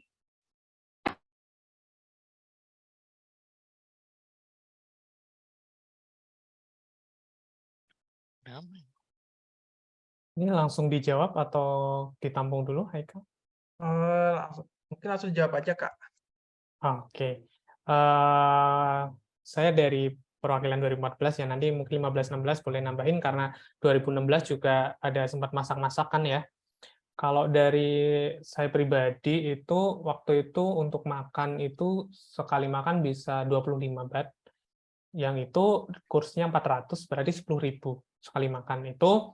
Tapi ya itu agak ribet, maksudnya harus jam segini harus sudah siap sedia karena si sitrang itu contohnya itu sampai jam 10, terus si rongcang itu cuma sampai maghrib, terus sarapan paling ke 7-Eleven gitu dan pada titik tertentu itu bosen gitu karena makannya itu aja. Nah, mungkin dari yang lain bisa nambahin yang masak atau gimana, tapi kalau menurut saya pribadi itu masih terjangkau makanannya sekitar 25 sampai 40 lah. 40 tuh udah dapat yang mewah. 40 nggak tahu kurs sekarang berapa, dulu 40 berarti ya 10.000 sampai 20.000 sekali makan itu udah enak, udah banyak gitu sih. Mungkin dari Riri yang 2015 atau 2016 boleh nambahin. Kalau makan sehari mungkin total ya, itu bisa sampai 100 baht lah minimal. Satu orang 50 ribuan buat sehari. Itu jadi itu juga tergantung kalian makannya di mana gitu. Kalau harga makanan yang di dalam kampus itu biasanya lebih murah. Jadi kayak sekitar di 15 sampai 25 baht lah kalau di dalam kampus. Tapi nanti kalau di luar mungkin di sekitar 35 sampai 45 baht sekali makan kayak gitu. Dan itu juga tergantung dari kalian sih mau makan di mana kayak gitu. Terus juga kalau tadi kayak sama dikasih tahu Mas Cahyo, mungkin kalau buat teman-teman yang muslim, kalau benar-benar nyari yang halal muslim, itu mungkin agak susah ya. Agak susah di sini itu lebih kayak mungkin opsinya cuma dikit. Jadi kayak dari 10 stand mungkin cuma ada 1 atau 2 yang benar-benar ada logo halalnya kayak gitu. Tapi kalau kalian ada yang kayak pengen coba vegan kayak gitu-gitu, itu di sana juga ada, di Songkhla itu juga ada kayak vegan gitu-gitu. Tapi kalau kalian memiliki prinsip kayak ya udah penting aku nggak makan yang ada barang haramnya, itu mungkin lebih mudah untuk dicari kayak gitu. Terus apa lagi ya? Kalau ada di Hatia itu tuh ada kayak restoran halal gitu, itu dia harganya lebih mahal banget sih. Bisa sampai 80-an baht ke atas satu menu ya. Kalau yang benar-benar dia men-state bahwa itu adalah halal restoran gitu, itu ya emang agak mahal gitu. Biasanya cuma ajak dari konsulat itu ke sana itu. Kalau ada yang konsulat banyak ya. datang, biasanya kita makan-makan Makan-makan di yang banyak. restoran halal. Nah, oh ya, uniknya di Thailand itu, di sana itu gerobak aja itu ada logo halalnya. Buat temen-temen yang kalau emang concern banget sama halal, di sana tuh jualan gerobak, itu di gerobaknya ada logo halalnya. Jadi bisa yakin gitu. Maksudnya urusan nanti itu isinya apa. Kalau saya pribadi, kalau dia berani nyantumin logo halal, ya udah saya berani makan gitu aja sih. Jadi di sana untuk ya semacam halalnya itu benar-benar bagus lah manajemennya. Jadi di gerobak itu ada logo halalnya, terus nanti ada dia tuh kadang ada sertifikatnya ditempelin kalau mereka itu bisa declare kalau mereka halal. Nah, paling PR-nya restoran, karena restoran itu cukup susah mungkin ya di sana itu jarang kalau restoran. Tapi untuk yang gerobak-gerobak kecil yang pinggir jalan yang di night market itu tuh ada logo halalnya, tenang aja. Dan itu harganya terjangkau. Kayaknya ada halal building juga deh di ini kampus, kalau nggak salah ya, kalau nggak salah ingat. Lab halal di belakang. Ya, lab halal. Sama kalau enggak, tipsnya tuh cari yang penjualnya kerudungan, itu paling gampang. Itu bisa. Sebenarnya teman-teman nggak perlu concern sih terkait halal, karena kan di Songkhla itu dia di bagian selatan perbatasan sama Malaysia. Jadi kalau teman-teman ke sana nanti cukup banyak persentase muslimnya dan banyak yang ibu-ibu berjilbab yang jualan makanan juga. Cuman memang dari segi variasi itu terbatas. Karena mungkin kalau misalkan yang ibu-ibu muslim yang jual mungkin cuman kayak ayam goreng dan nasi kebuli gitu sih. Tapi mostly kalau di daerah selatan itu persentase muslimnya nggak cukup banyak, jadi nggak usah terlalu concern banget terkait makanan halalnya, karena bisa ketemu kok.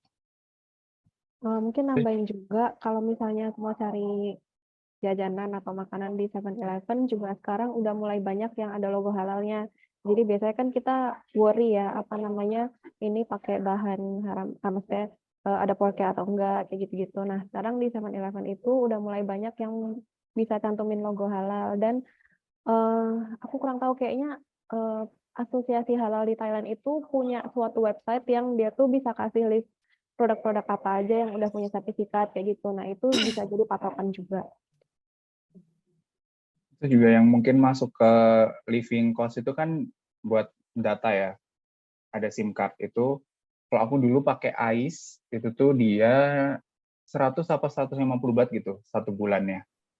Nah, itu tuh juga kadang kalau AIS, kan jadi ada AIS sama detak kalau nggak salah. Nah, AIS itu kadang ada suatu area gitu, dia free wifi buat AIS gitu, atau ada di beberapa jalan gitu, biasanya langsung connect free wifi gitu. Jadi 100 itu sih nggak habis sih dalam 1 bulan.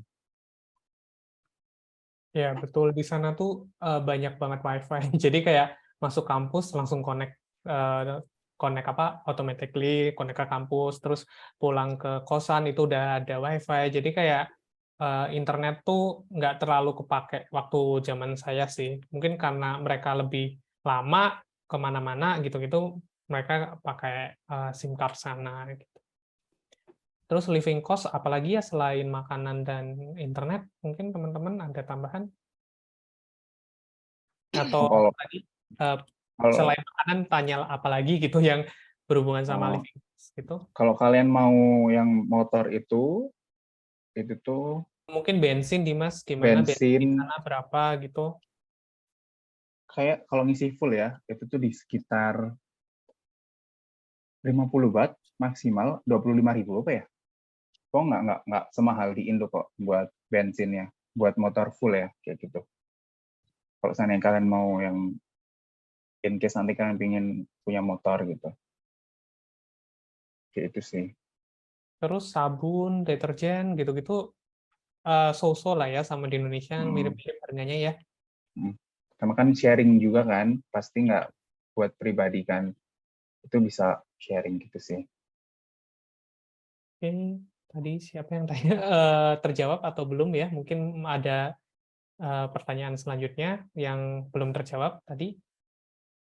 Iya, maaf sebelumnya saya belum perkenalan tadi. Nama saya Maya dari TPHP Angkatan 2021. Terima kasih sudah menjawab, tapi mungkin mau ada follow up question juga. Berarti kalau gimana ya? Untuk ini, itu kan tadi untuk living cost-nya. Nah, untuk tadi persiapan pre-departure sebelum keberangkatan itu kan berarti kira-kira ada visa, kemudian tiket dan seperti ya dan lain sebagainya. Nah, kira-kira itu biaya yang harus kami siapkan pribadi itu untuk apa dan kira-kira berapa ya? Itu mungkin dari pengalaman kakak atau mungkin dari Bapak Ibu dosen mungkin bisa membantu saya menjawab begitu. Terima kasih. Oke, terima kasih Maya. Kalau dari angkatan 2014 dulu kan pertama ya yang berangkat gitu. Jadi kita benar-benar dari ngurus SKCK yang di Jogja bareng-bareng, yang ngurus SKCK Jawa Tengah bareng-bareng, yang ngurus SKCK di Jakarta bareng-bareng, yang ngurus visa bareng-bareng. Jadi kita benar-benar bareng semua gitu. Nah, terus saya lupa untuk visa waktu itu berapa, tapi saya ingat tiket pesawat itu benar-benar kita berangkat bareng gitu loh. Tapi kalau waktu itu kan berangkatnya habis libur semester, jadi ada yang dari Padang, ada yang dari Jakarta, tapi kita tuh transit di Malaysia tuh bareng-bareng. Nah gitu. Jadi kita janjian emang benar-benar kita mau susah seneng bareng gitu ya ibaratnya. Itu kalau nggak salah dulu yang dari Jogja itu saya tuh habis 2,2 naik AirAsia. Untuk visa lupa dulu berapa. Nah, itu soalnya kita satu angkatan 2014 itu nitip. Jadi bikin visa itu pernah bikin visa nyoba ke Jakarta tuh gagal. Lupa itu alasannya apa waktu itu. Atau yang di KKU yang gagal dan akhirnya kita ngurus yang di Surabaya. Dan di Surabaya itu lebih longgar waktu itu kita bisa nitip, ya udah langsung gitu. Jadi sebenarnya untuk biaya agak lupa, tapi untuk ngurus-ngurus itu, kami angkatan 2014 tuh benar-benar bareng-bareng semua, beli tiket bareng-bareng, ngurus visa bareng-bareng, ngurus SKCK bareng-bareng, gitu sih. Untuk angkatan 15-16 boleh sharing. Kalau 16 sih hampir mirip. Jadi kita emang prinsipnya semuanya bareng, karena itu kan berurusan dengan dokumen ya. Kalau kita individu masing-masing yang ngurus itu nanti bakal kacau gitu sih menurut saya. Nah juga Kalau waktu itu tuh yang mungkin nyambung ya Mas Cahyo, kenapa Kalau bisa untuk gagal? angkatan 2015, kalau nggak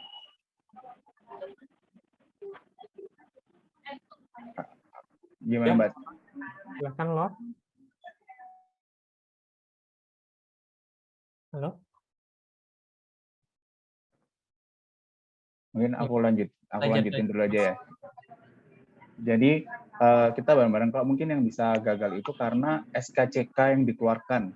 Itu tuh kalau ada yang udah lewat berapa minggu gitu, itu pasti akan ditolak kayak gitu sih.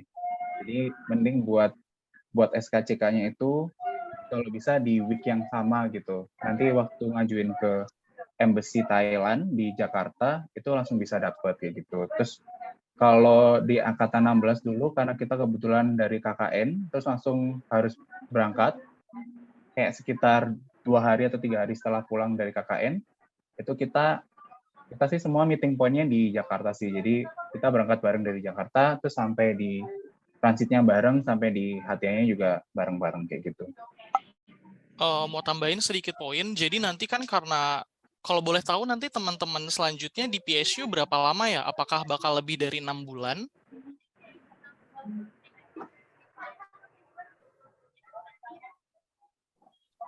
Halo teman-teman 2019, boleh bantu jawab? Oke. Kalau di aku sih 6 bulan sih Kak. 2 semester. Oh, 2 semester. Oke. Ah. Nanti mungkin bakal ada biaya tambahan terkait perpanjangan visa. Jadi nanti di bulan ke-7 ada perpanjangan visa. Kalau tidak salah itu biayanya sekitar 1.000 baht. Correct me if I'm wrong ya, Dims. Terus nanti fakultas juga ada menawarkan terkait asuransi kesehatan. Itu kalau nggak salah sekitar 4.000 baht. Cuman kebetulan untuk angkatanku di 2016 kita nggak ada yang ngambil asuransi kesehatan itu. Karena kita percaya kita individu yang Akan sehat, kuat. kita individu. Nggak akan sakit di sana kayak gitu. Gitu sih. Kayaknya 2000-an deh Kem, buat perpanjangan itu. Ya sih. Itu nanti bakal diantar sama ini sih, PIBA, internasional apa gitu kan. Tim fakultasnya. Nah, sama PIBA nanti akan diantar untuk perpanjangan visanya gitu. Oke, 2015 nggak ada tambahan atau mau nambahin, Sulhan atau Lora? Silahkan. Kalau nggak salah, dari angkatan 2015 itu untuk biaya visa dan tiket berangkat disubsidi dari fakultas, dari TPHP. Sekitar 1,8 atau 2 juta gitu, kalau nggak salah.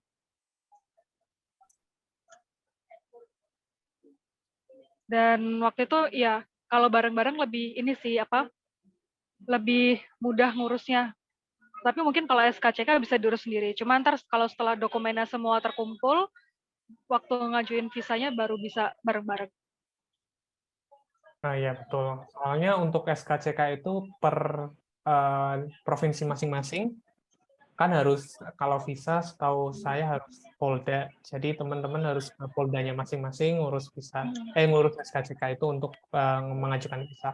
Jadi saya baru ingat dulu yang angkatan saya itu ditolak itu gara-gara tidak mencantumkan LOA kalau nggak salah. Jadi LOA-nya itu cuma print-printan, nggak ada cap basah, dan akhirnya minta PSU ngirimin cap basah. Dulu kalau nggak salah itu. Dulu yang ditolak yang KKU dulu. Karena KKU itu nggak ada semacam, ya kamu akan exchange, student exchange, kurang kuat lah argumen atau dokumennya karena cuman scan-scanan terus di-print. Jadi nggak ada cap basah. Nah, terus akhirnya karena kita nggak mau ngulangin kesalahan KKU, gitu, kita minta PSU untuk ngirim surat yang ada cap basahnya. Baru kita ngajuin visa. Itu sih seingat saya. Maya bagaimana menjawab atau ada pertanyaan selanjutnya? Oke, udah menjawab sih kakak-kakak. Terima kasih. Silahkan yang lainnya. Baik. Makasih apa tuh dari Maya pertanyaannya. Mungkin dari teman-teman ada yang bertanya lagi? Izin bertanya Kak, sama mungkin nanti izin tanya ke Bu Tias juga. Mungkin kalau dari aku sebenarnya terima kasih banyak atas penjelasan yang luar biasanya tadi dari kakak-kakak semua. Overall bisa mengikuti sih, terus paling mau tanya sih kalau dari kakak-kakak sendiri struggle terbesarnya tuh apa sih selama merantau di PSU gitu. Terus yang kedua, itu bisa nggak sih Kak kalau kita minta kirim paket dari Indo gitu buat ke Songklanya sendiri. Itu yang kedua. Terus yang ketiga, kalau misalnya aku tuh udah sempet cari-cari di Songkla tuh sebenarnya ada bandara nggak sih, sama kalau kita mau mau flight dari Indo ke Songkla tuh, seandainya nggak direct ke Songkla tuh rutenya kemana-mana dulu kayak gitu. Sama mungkin yang terakhir pertanyaan untuk Bu Tias, Bu Dwi atau Pak Nur, karena kita di sana itu kuliah ya 14 SKS dan 6 SKS penelitian, apakah boleh kalau seandainya kita di semester 5 atau semester 6 tuh cuma ambil matkul wajibnya aja ya Bu, karena kan kita maksudnya biar nanti ngambil kekurangannya di Songkla gitu Bu. Mungkin Oke, sekian, terima kasih. yang saya jawab dulu ya. Boleh ya?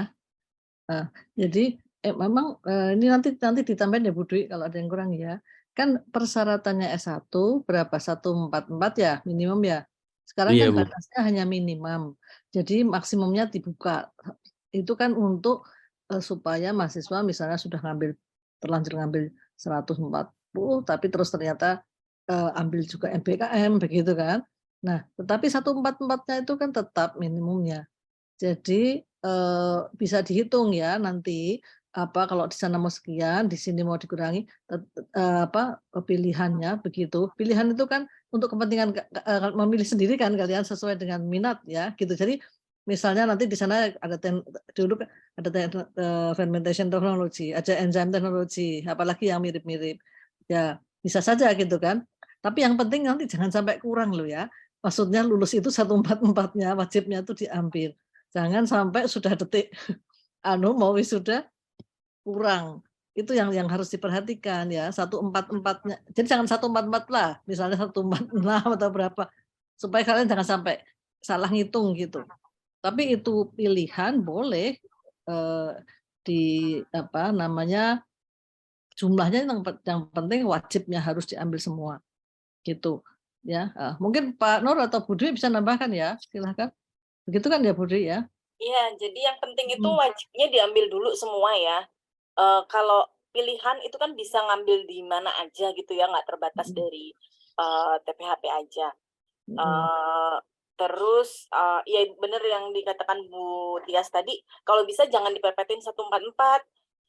Kalau bisa lebih, karena barangkali nanti pas yudisium kita cek lagi ada yang salah ngitung atau ada yang mau di drop karena nilainya jelek kayak gitu.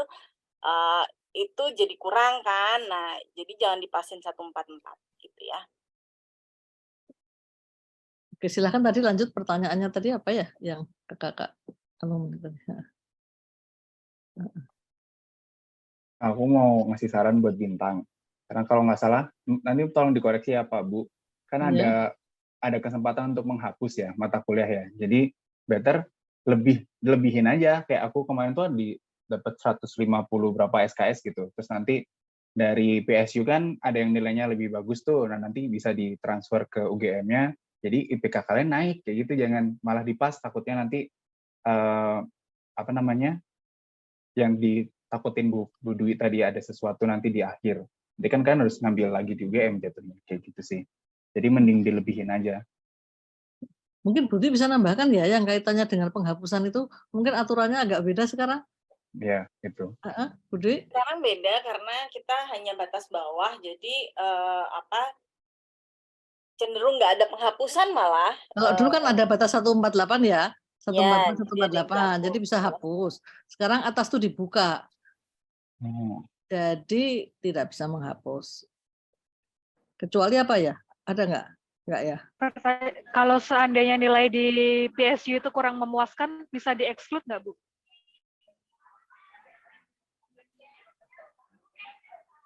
Kalau udah masuk ke KRS, mungkin kalau udah masuk KRS sih biasanya perlu justifikasi yang kuat ya. Tapi nanti saya pastikan lagi ke Pak Yudi ya. Kalau mata kuliah pilihan terakhir itu masih bisa di drop atau enggak gitu. Nanti saya pastikan lagi ya. Ya, karena ini aturan Bu, berubah-ubah. iya, yang kemarin itu kalau misalnya di artinya udah di atas 148, kemarin itu yang ikut MBKM itu udah Budi, itu gimana dia? Bisa tidak dimasukkan itu? Saya nggak tahu. Tapi ya gimana ya? Aturannya itu kan kita belum tahu persis ya Mbak yang terkait dengan penghapusan itu ya. Karena ini kan MBKM itu kan satu ya, yang kuliah di luar itu kan sesuatu yang baru begitu ya, apakah itu bisa dihapus apa tidak. Tapi yang penting itu saya kira ya kalian harus berusaha lah semaksimal. Sepertinya dulu nilainya juga bagus-bagus kan, saya lihat loh. Ya kan Mbak Enelora, saya ingat nilainya. Saya masih punya tuh daftar nilainya semua. Sepertinya bagus-bagus. Ya kan? Saya yakin lah kalian tuh kan udah punya apa lah, udah dari UGM gitu, seleksi UGM aja susah udah bisa masuk. Ya pasti bisa lah gitu.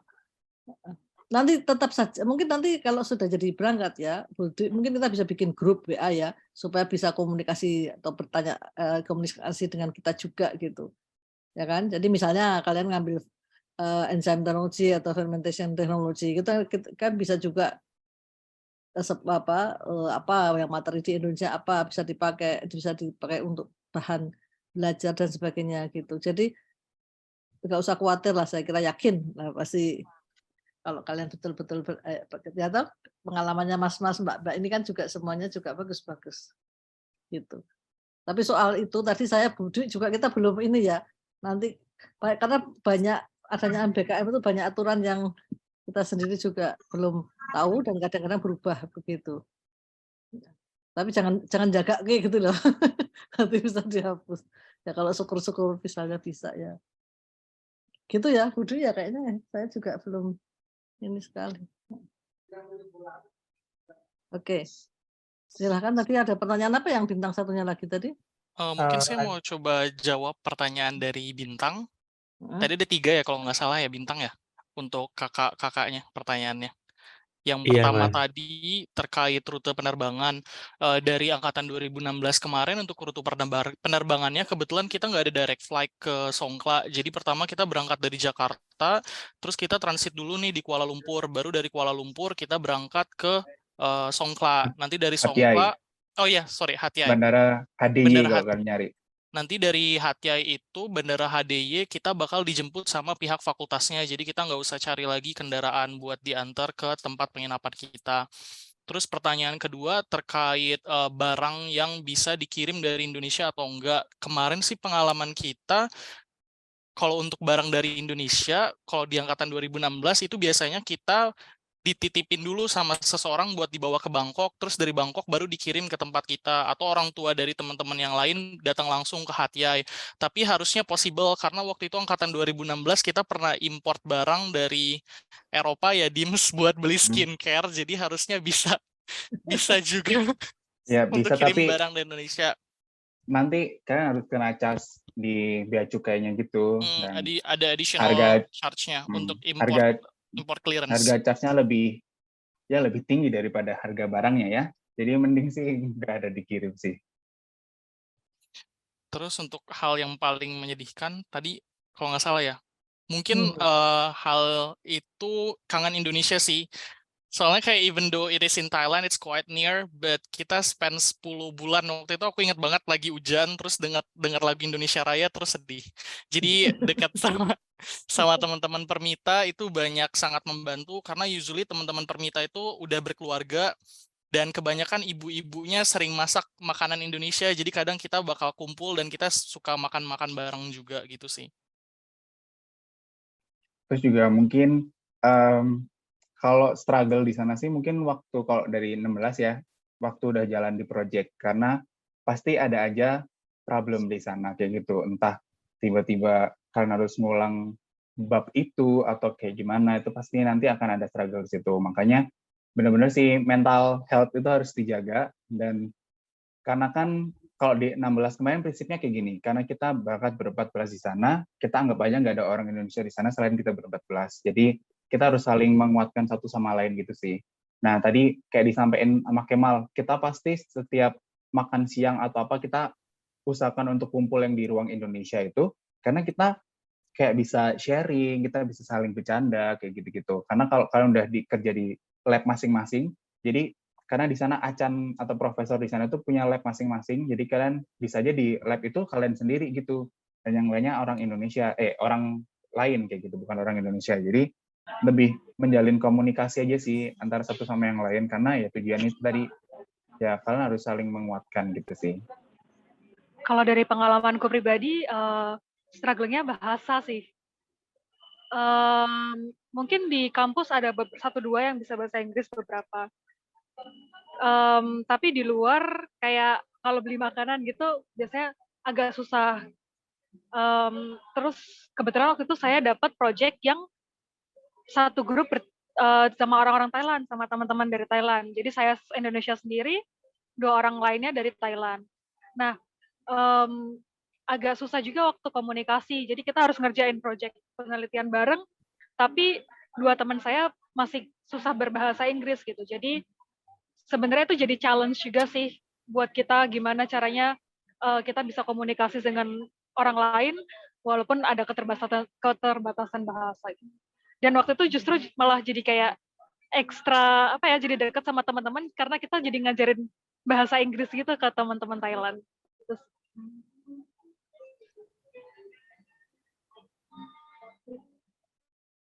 Kalau mungkin ini sih, kalau karena di saat kalau kalian tuh lagi males banget ngomong bahasa Inggris, karena kalian lagi capek project, itu Google Translate itu sangat membantu kayak gitu. Jadi kayak panggil aja kayak partner aku nih, Mai ya gitu. Nanti aku udah nanya nih pakai bahasa Inggris, did ya gitu. Terus nanti dia pasti no, slow. Jadi kayak dia Inggrisnya kurang ini, jadi aku langsung pakai Google Translate aja, this kayak gitu. I gitu. Berarti dia bakal ngasih tahu kayak gitu.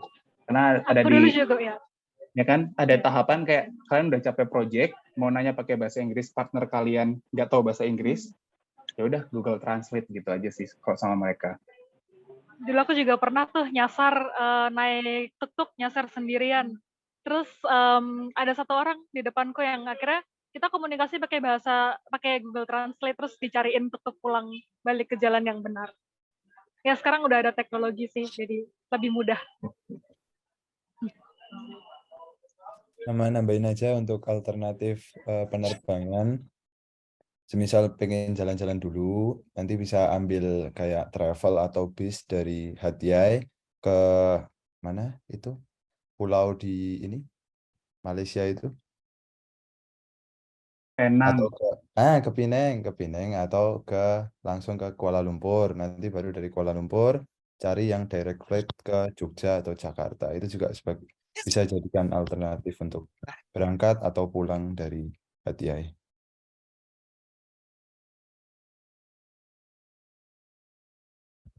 Oke, terima kasih untuk Bintang. Gimana terjawab? Atau perlu lebih Sama mendalam? satu lagi deh, Mas. Boleh. Kan Songkla kan itu udah mepet banget Malaysia ya. Nah, orang-orang di Songkla tuh juga ada yang bahasa Melayu atau udah Betul. full Thailand ya? Bisa. Mereka bisa dikit-dikit bahasa Melayu, apalagi yang Muslim. Biasanya mostly yang Muslim itu bisa bahasa Melayu. Apalagi yang dia tinggalnya dari Patani. Ya. Jadi kan dari Songkla itu masih ke bawah nanti masih ada Patani kan. Nah yang Patani itu ada beberapa dari mereka yang bisa bahasa Melayu gitu. Jadi kalau kalian lagi ngomongin orang Thailand, ada orang Pataninya, hati-hati aja mereka bisa paham gitu. Tapi nggak terlalu itu kok maksudnya agak ya dikit-dikit lah gitu. Kayak kalian nonton Upin Ipin gitu mungkin bayangannya. Nah itu kayak gitu. Tapi nggak terlalu, mereka juga nggak selancar itu gitu. Oh ya, mungkin nambahin sih buat tadi terkait struggle-nya di sisi kangen Indonesia, itu tuh mungkin biasanya sih obatnya makanan Indonesia ya. Jadi kayak bawa aja mungkin bahan-bahan yang memang khas Indonesia dan nggak ada, kayak misalnya kayak kecap itu tuh di sini nggak ada, kecap manis. Terus habis itu mungkin kayak kerupuk kering gitu juga bisa. Atau kalau nanti mau masak-masak tuh kayak kan sekarang banyak bumbu yang instan gitu kan, yang kayak udah tinggal masukin bahan, itu tuh bisa dibawa aja kayak bumbu racik gitu. Sambel, saset-saset gitu juga boleh kalau misalnya ini apa namanya kepengen.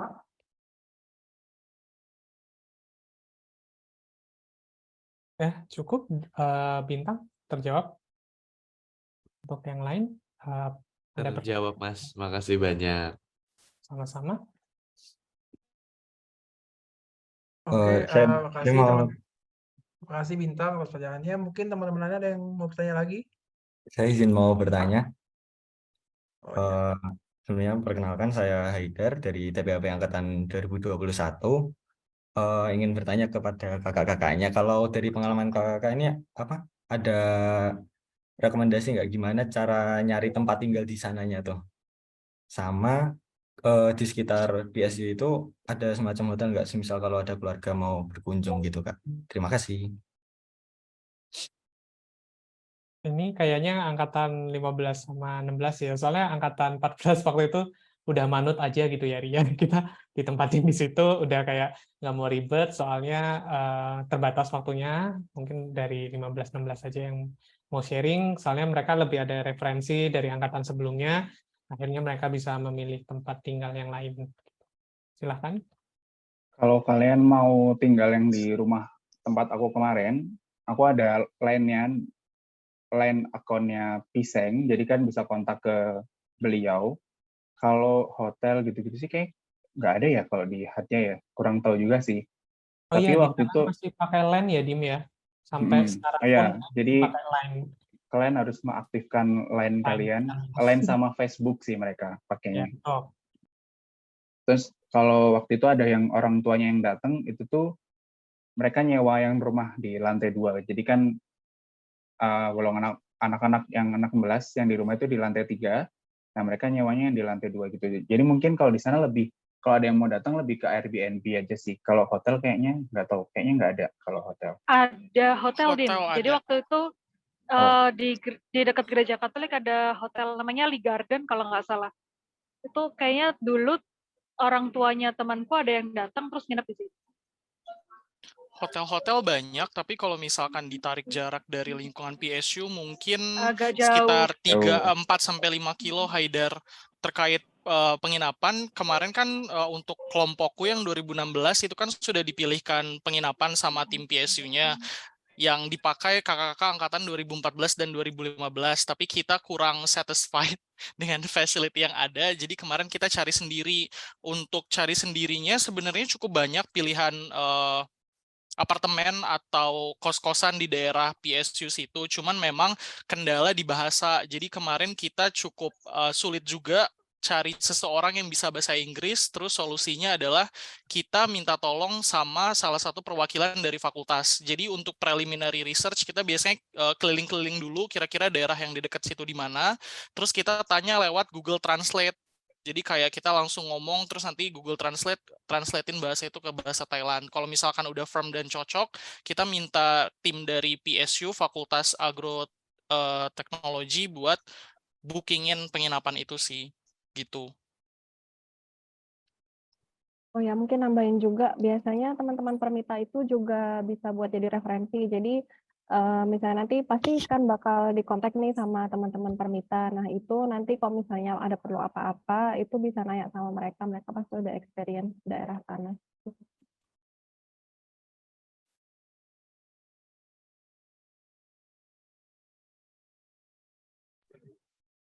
Bagaimana, Haidar? Baik, terima kasih sudah menjawab pertanyaan. Oke. Oke, terima kasih Haidar atas pertanyaannya. Mungkin teman-teman ada lagi. Oke, kalau belum ada, aku ingin izin bertanya, boleh kan ya, Kak? Ya, silakan. Oke, jadi kan ini insya Allah mungkin aku kan juga kandidat yang mau ke PSU juga ya. Mungkin sekitar akhir Juni nanti. Nah, Jadi itu aku lagi bingung soal health insurance. Nah, jadi kalau aku baca di website-nya PSU itu ada yang bilang klausulnya kita perlu kalau nggak purchase di Indo bisa purchase di Thailand. Kalau nggak salah aku juga lihat kalau di PSU itu juga nyediain health insurance. Karena kalau HP nggak ada kita nggak boleh enroll ke kampus itu. Nah, pertanyaanku mungkin lebih baik kita purchase health insurance di Indo atau bisa di PSU, dan kalau mungkin harus di PSU, mungkin berapa biayanya sama gimana cara dapetinnya, Kak? Mungkin itu. Makasih. Ya, terima kasih pertanyaannya. Tadi sempat disinggung ya sama Dimas sama Kemal. Tahun Kalau 2011 juga ada pengalaman. Silakan Dimas dan Kemal dulu mungkin. kalau seingat aku dulu 16 juga diharapkan punya health insurance, tapi waktu datang di sana kita tanya ke yang PIBAH itu, yang international staffnya di sana itu katanya nggak harus punya gitu sih, dan kita nanti ditawarin, jadi waktu ngisi data student itu nanti kayak akan dikasih selembaran asuransi gitu juga, itu dari PSU-nya kalau dulu, tapi bayarnya tuh berapa aku lupa kayak 15 ribuan atau berapa gitu. Jadi kan cukup pricey ya, dan kita makanya tadi yang sempat saya sama Kemal singgung bahwa ya udah kita yakin aja kalau kita nggak akan masuk rumah sakit kayak gitu. Tapi waktu itu juga ada beberapa yang sempat masuk rumah sakit, termasuk aku juga, tapi biayanya nggak yang begitu gimana gitu kok. Aku langsung ke yang room payabannya si PSU, jadi kan di situ ada rumah sakit gitu kan, itu langsung ke daerah sana juga bayarannya nggak begitu yang gimana gitu. Jadi kayaknya ada dan tidaknya health insurance itu kalau dari zaman aku waktu itu sih nggak harus punya gitu sih. Tapi nanti coba dikonfirmasi lagi gitu aja. Barangkali yang tahun ini ada gitu. Tapi kalau kemarin ada teman aku yang dapat di KKU yang akan berangkat di November ini, itu tuh info dari di sana lebih baik ikut asuransi yang di Thailandnya aja, katanya lebih murah atau lebih apa gitu. Mungkin Mbak Riri bisa sharing gitu Mbak. Iya, nambahin kalau misalnya berbandingin antara yang dari Indonesia atau yang dari Thailand, memang lebih mendingan sih ambil yang di Thailand karena secara price itu aku coba compare juga biasanya lebih murah karena universitas itu biasanya punya kerjasama sama penyedia asuransinya. Jadi karena universitas dan biasanya yang ambil tuh student, jadi biayanya pasti lebih murah daripada kalau kita ngambil asuransi yang komersil gitu. Paling gitu sih saja. Oke, Kak. Berarti yang tadi sempat Kak Dimas singgung 15.000 itu dalam baht atau rupiah ya, Kak? But, tapi aku lupa exactly berapanya. Kayaknya nggak sampai 15.000 deh, Dim. Kalau nggak salah itu kalau dirupiahin dengan konversi mata uang pas kita dulu tuh sekitar 7,5 sampai sekitar 6 sampai 7 juta. Nah kan berarti 15.000 toh. Ya 14 ke 15.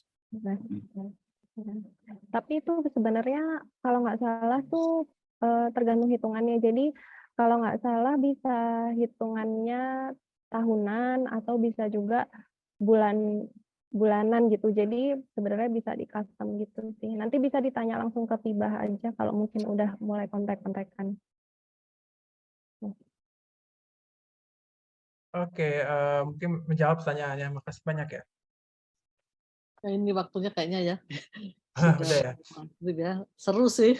Banyak pertanyaannya.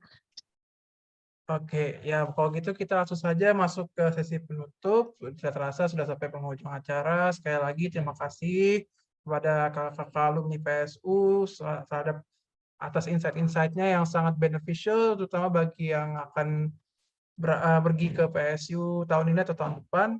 Nah, terima kasih juga untuk kehadirannya Pak Nur, Budwi, dan Tias sudah menghadiri acara sharing session kali ini. Akhir kata, jika saya mungkin ada kesalahan kata, mohon dimaklumi. Sekali lagi terima kasih atas kehadiran teman-teman. Mungkin acara ini saya tutup. Assalamualaikum warahmatullahi wabarakatuh. Waalaikumsalam warahmatullahi wabarakatuh. Terima kasih ya Mas Cahyo, Mas Kemal, Mas Dimas, Ya, Mas Bu Tia. Sulhan, Mbak Riri, Mbak Eleonora ya. Sangat-sangat bermanfaat untuk adik-adiknya. Nanti Mungkin mereka kalau masih bertanya lagi langsung mungkin masih bisa ya. Ya. Terima Ya. kasih, mudah-mudahan sukses semua, juga sukses untuk semuanya ya. Ya, amin. Amin, amin. Terima kasih. Terima kasih.